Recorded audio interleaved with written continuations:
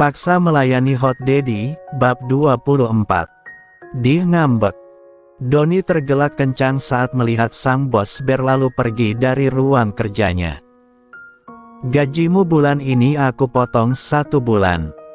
Ancam sang bos tanpa basa-basi. Pria tampan itu melayangkan tatapan tajamnya pada sang asisten. Mana bisa begitu bos? Jangan kejam begini bos, aku hanya bercanda saja. Doni panik. Walau sebenarnya Abizar hanya bercanda saja, tapi tetap saja dia gusar juga mendengarnya. Terserah aku dong, ini adalah perusahaan aku. Kamu mau aku pecat atau aku potong gaji itu adalah hak aku. Dengan berkacak pinggang Abizar menatap sinis pada asistennya. Saat ini dia merasa puas melihat penderitaan yang terpancar dari wajah Doni. Salah sendiri tadi sudah berani menertawakan dirinya, sekarang biar dia tahu rasa. Doni mendekati Abizar dan menangkupkan kedua tangannya di depan dada. Jangan bos, bagaimana hidupku jika bos potong gaji aku 1 bulan? Terserah aku Don. Bagaimana aku harus melamar putrimu bos jika bulan depan aku nggak ada gaji? Apa kamu bilang? Sontak saja Abizar kaget. Ups. Doni segera menutup mulutnya rapat-rapat. Dia merutuki mulutnya yang sudah sembarangan bicara. Abizar mendekati Doni dengan mata memicing curiga. Dia harap pria itu hanya bergurau saja.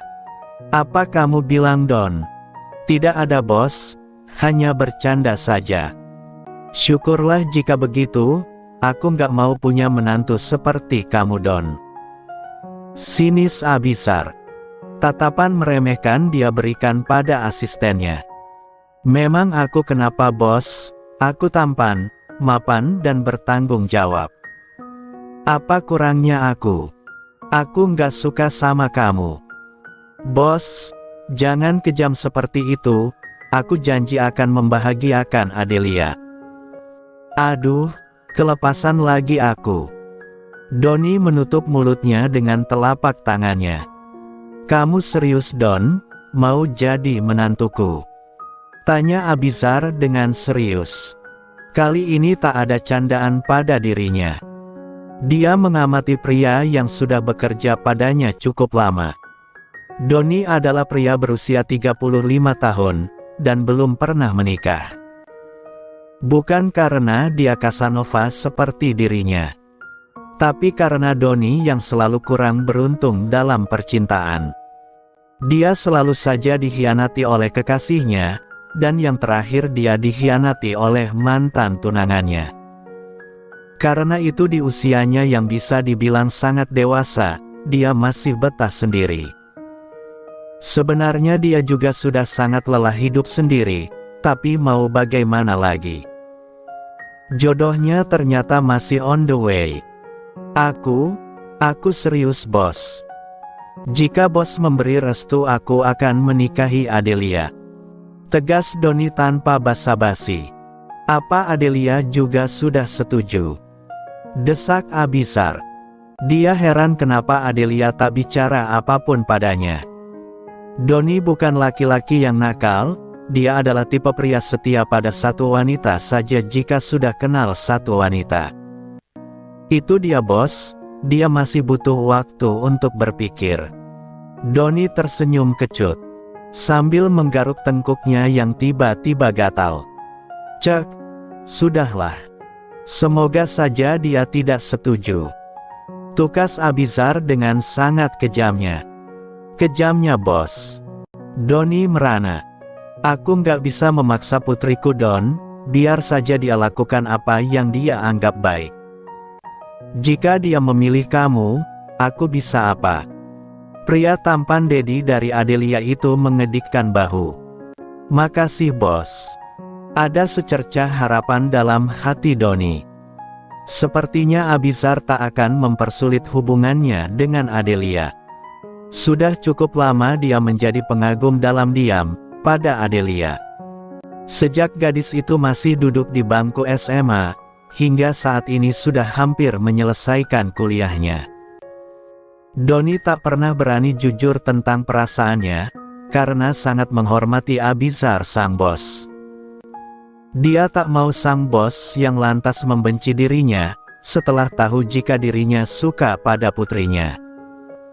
Kenapa berterima kasih, toh putriku belum menjawab kamu bukan? Memang benar bos, setidaknya ada harapan dari restu bos padaku. Baiklah, sekarang kerja yang rajin. Aku nggak mau putriku menderita saat menikah dengan kamu. Tegas Abizar. Siap bos. Dengan semangat yang membara Doni lantas kembali melanjutkan pekerjaannya. Sedang Abizar keluar dari ruangan sang asisten. Dia juga harus segera menyelesaikan pekerjaannya, karena sebelum jam makan siang dia sudah berjanji pada sang istri akan pulang. Mas Arsen. Bisik Asmita, saat melihat sosok Arseno ada di depan tempat kosnya. Wanita yang tengah hamil muda itu kaget, karena tak menyangka jika mantan kekasihnya akan mau datang lagi. Mau apa lagi mas? Apa masih belum puas kamu menghina aku? Jangan sok cantik kamu. Seharusnya kamu bersyukur aku mau datang lagi ke sini. Dengan nada sombong Arseno berkata. Dia menatap sinis pada wanita yang kini terlihat sangat menyedihkan itu. Tak lagi segar, cantik atau menggoda. Tapi terlihat kusam, tak bergairah dan layu. Bak bunga yang lama tidak diguyur oleh air selama beberapa hari. Mau apa mas? Aku hanya nggak mau menerima hinaan lagi dari kamu mas. Tak apa kamu nggak mau bertanggung jawab, asal jangan lagi kamu usik hidupku. Asmita berniat untuk menutup pintu kamar kosnya.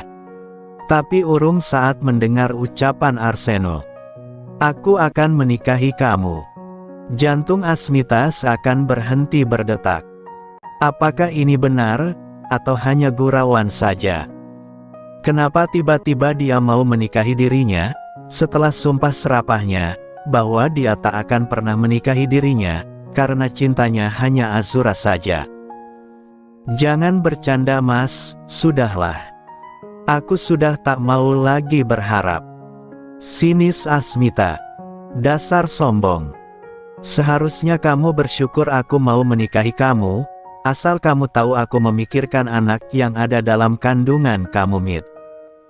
Kamu mau atau tidak? Bentak Arseno lagi. Dia sudah menyaksikan pernikahan antara Azura dan Abizar, makanya dia berusaha untuk mendekati Asmita lagi. Sebaiknya dia menikahi wanita yang tengah mengandung anaknya itu. Setidaknya rasa berdosa akan sedikit hilang. Tapi sambutan Asmita justru membuatnya emosi dan kesal. Dia seperti tak suka dengan kehadirannya saat ini. Dasar wanita murahan. Batin Arseno sinis. Apa alasan kamu menikahi aku mas? Jika aku hanya kamu buat pelarian saja maka aku nggak mau. Lebih baik aku hidup sendiri saja daripada menderita nantinya. Tegas Asmita. Dia tak sudi jika harus dijadikan pelampiasan kekecewaan Arseno, karena wanita yang dia cintai sudah menikah. Apakah itu penting? Bukankah kamu bilang ingin aku nikahi demi bayi yang tengah kamu kandung? Awalnya memang seperti itu mas, tapi aku sadar. Menikah tanpa adanya cinta hanya akan membuat kita menderita saja. Pergilah mas, jangan pikirkan aku. Asmita kembali mengusir Arseno. Kamu yakin menolak aku? Apa tidak kasihan pada bayi yang kamu kandung? Bagaimana jika dia nanti mendapatkan hinaan dari orang-orang di sekelilingnya, karena tidak punya ayah?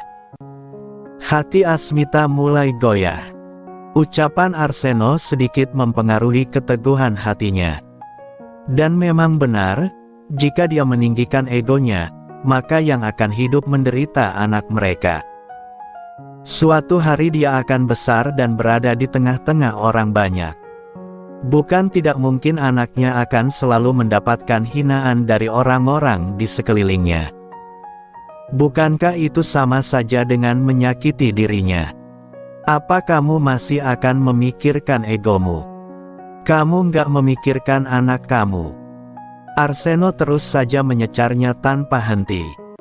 Anak kita mas, dia bukan hanya anakku. Sergah Asmita kesal. Arseno seperti tak mau menerima kehadiran anak mereka saja. Lalu, bisakah dia hidup bersama laki-laki yang tak pernah mencintai dirinya, bahkan calon anak mereka? Jangan buat aku menunggu lama Mit, jika kamu mau kita akan menikah siri lebih dulu. Aku nggak akan mau jika hanya menikah siri saja mas. Jika mau kita harus menikah secara sah di mata negara dan agama. Asmita menolak mentah-mentah. Dia bukan wanita bodoh yang mau menikah seperti itu. Di mana haknya sebagai seorang istri jika hanya dinikahi siri saja? Bukan tidak mungkin pria itu suatu saat akan meninggalkan dia dan anak mereka tanpa pikir panjang. Mit, jangan bertingkah. Terserah kamu mas, mau apa tidak? Menikah dengan aku. Baiklah Mit, kita akan menikah secara hukum dan agama. Apa kamu puas? Sergah Arseno sembari menatap gusar pada Asmita. Jika saja Azura masih memberi kesempatan padanya untuk kembali, dia tak akan sudi mengemis pada Asmita. Makasih mas, semoga niat kamu menikahi aku benar-benar tulus ingin bertanggung jawab, dan tak ada niat terselubung di dalamnya. Apa maksud kamu Mit? Aku hanya sekedar bicara mas. Berikan surat-surat kamu, dan aku akan segera mendaftarkan pernikahan kita. Iya mas. Sementara itu, Adelia baru saja keluar dari kampusnya pada sore hari itu. Dia tadi siang memang naik taksi, dan tak membawa mobil sendiri. Gadis itu merasa sedikit malas untuk mengemudi sendiri mobilnya. Baru saja dia sampai di jalan depan kampus, sebuah mobil yang sangat dia kenal berhenti tepat di depannya berdiri. Kaca jendela terbuka dan sosok Fabian tampak di dalam mobil itu. Ayo aku antar pulang, ucap Fabian sambil membuka pintu dari dalam. Terima kasih, aku dijemput calon suamiku, tukas Adelia sambil mencoba menelpon.